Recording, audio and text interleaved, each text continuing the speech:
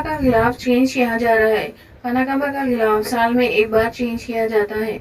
20 करोड़ 4,76,460 रियाल्स है। Indian currency में 42 करोड़ है। अच्छी बात पहुंचाना भी सुन्नते रसूल है। ये वीडियो सबको शेयर करिए, कमेंट और लाइक करिए। वीडियो आखिर तक देखिए।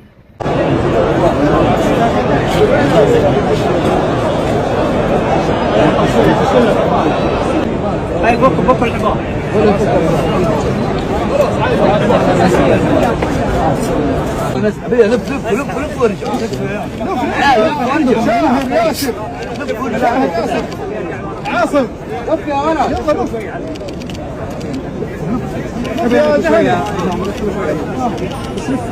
اسحب عليك يا جامع اسحب عليك خلاص خلاص